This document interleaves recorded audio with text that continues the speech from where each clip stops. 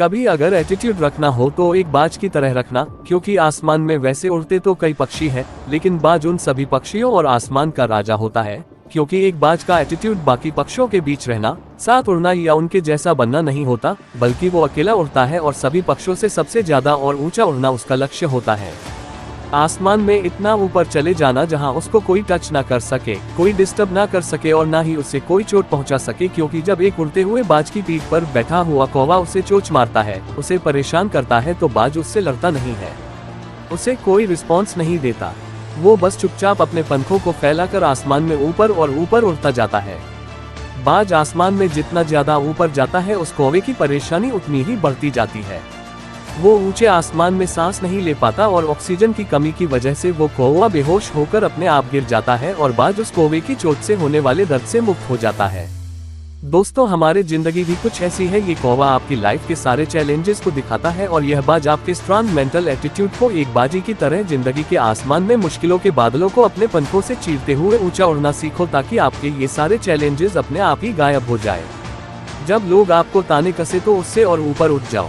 जब लाइफ आपको सामने से चैलेंज करे उससे और ऊपर उठ जाओ। जब आपको जिंदगी की एक के बाद एक प्रॉब्लम्स तोड़कर रख दे और ऊपर उठ जाओ। एक बाज की असली पावर उसके पंखों में है। अगर वो अपने पंखों को नहीं खोलेगा तो उड़ नहीं पाएगा। वैसे अगर आप अपने माइंड को ओपन नहीं रखोगे सीखने के लिए, इम्प्रूव होने के लिए, स्ट्रॉन्ग होने के लिए, तो आप कभी नहीं हो पाओगे। एक बाज बनने के लिए आपको बाज के मेंटल एटीट्यूड को सीखना होगा। बाज जैसे मेंटेलिटी और माइंडसेट को डेवलप करना होगा। बाज को तूफान पसंद होते हैं। डॉक्टर APJ अब्दुल कलाम ने एक बार कहा था, all birds find shelter during a rain but eagles avoid rain by flying off the clouds. यानी जब आसमान में बादल छा जाते हैं, कुदरत की तरफ से एक तूफान आने का इशारा होता है, जिसे देखकर बाकी सारे पंछी छुप जाते हैं। एक बाज इसी तूफान से डरता नहीं बल्कि और ज्यादा एक्साइटेड हो जाता है। बस इस तूफान के साथ आने वाले चैलेंजेस को बहुत एंजॉय करता है। जब तूफान की हवाएं और ज्यादा तेज हो जाती है, वो उस तेज हवा का यूज करके आसमान में और ऊपर चला जाता है। बहुत ऊपर पहुंचने के बाद वो उन बादलों से भी ऊपर आ जाता है, जो बादल वो बारिश कर रहे होते हैं। आपकी लाइफ की हर एक प्रॉब्लम में सलूशन छुपा हुआ है। हर एक चैलेंज में अपॉर्चुनिटी छुपी हुई है। जब आप इन प्रॉब्लम्स और चैलेंजेस से ऊपर उठ जाओगे तब आपको कई सारे अपॉर्चुनिटीज दिखाई देंगे, जैसे कि नेपोलियन हिल भी कहते हैं, every challenges get opportunity with it. आप जिस दिन एक बाज की तरह लाइफ की सारी डिफिकल्टीज और प्रॉब्लम्स को लाइफ में ग्रो होने की, खुद को बदलने की अपॉर्चुनिटीज की तरह देखने लगेंगे, तब जाके आप बहुत ऊंचा उड़ना सीख पाओगे। बाज अपने घोंसले में नरम घास नहीं रखता। क्या आपको पता है, एक बाज के घोंसले में कभी कोई नरम चीज नहीं होती। वो अपने घोंसले से उनको निकाल के फेंक देता है, जो उसे आराम करने पर मजबूर करती है, क्योंकि वो एक बाज है। घोंसले में बैठना उसकी फितरत नहीं बल्कि आसमान में उड़ना ही उसका लक्ष्य है।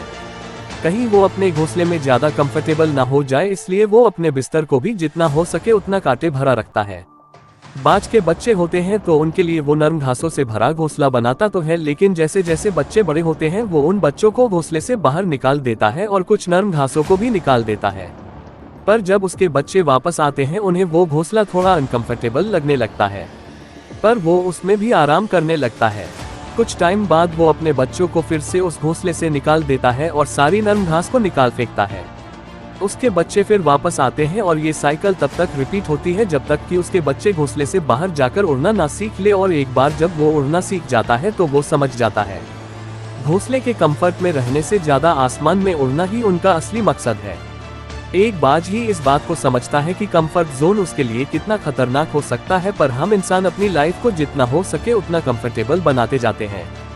भूख लगी है तो ऑनलाइन खाना मंगा लिया, बोर हो रहे हैं तो कली ये सारी बड़ी बड़ी कंपनी आपकी लाइफ को जितना हो सके उतना इजी और कंफर्टेबल बना रही है, और ये आपको जितना हो सके उतना वीक बना रहे हैं। आप जितना ज्यादा कंफर्टेबल जोन में रहोगे, आप उतना ही ज्यादा आलसी होते जाओगे और आपका फ्यूचर उतना ही ज्यादा अनकंफर्टेबल और मुश्किल बनता जाएगा। हमारा कंफर्ट जोन ये हमारा सबसे बड़ा दुश्मन होता है और हमें इसका अंदाजा तक नहीं होता। बस चेंज होने के एक बहुत ही दर्दनाक प्रोसेस से गुजरते हैं। बाज का अपनी स्पीच यानी पक्षियों में सबसे लंबा लाइफ स्पैन और उम्र होती है, जो कि 70 साल तक जिंदा रह सकता है। लेकिन इस तक पहुंचने के लिए उन्हें एक बहुत ही पेनफुल और दर्दनाक प्रोसेस से गुजरना होता है, जो एक तरह से उन्हें एक दूसरे जिंदगी देता है। 40 की उम्र तक आते आते एक बाज के लंबे और नुकीले नाखून कमजोर हो चुके होते हैं, जिससे वो अपने शिकार को पकड़ नहीं पाते। उसकी नुकीली चोंच अब मर चुकी होती है। उसके पुराने सारे पर उसकी छाती से चिपक जाता है, जिससे उसे उड़ने में बहुत दिक्कत आती है। अब बाज को एक चौसा लेनी होती है, या तो वो ऐसे ही मर जाए या फिर अपने आप को एक पेनफुल प्रोसेस से गुजार कर बदला जाए, जिसे करने के लिए वो अपने घोंसले में जाता है और अपनी चोंच को तब तक पत्थर पे जोर जोर से मारता है जब तक कि वो टूट नहीं जाती। फिर वो अपनी चोंच के दोबारा बड़े होने का इंतजार करता है और चोंच ग्रो होने के बाद उस चोंच का यूज करके अपने नाखून उखाड़ देता है और उनका दोबारा ग्रो होने का इंतजार करता है। जब ये हो जाता है उसके बाद वो अपनी चोंच और पंजों से अपने पंखों में से मोटे मोटे फायदे और पंखों को तोड़कर निकाल देता है और सिर्फ हल्के फायदा उसको रखता है। इसके बाद बस अपने रिबर्थ की सबसे पहली उड़ान भरता है और खुद को जीने के 30 और साल दे देता है। बाज अकेला ही क्यों उड़ता है? एक बाज बाकी सारे पंछियों में सबसे ऊंचा उड़ता है, जिसके लेवल को कोई दूसरा पंछी टच नहीं कर सकता।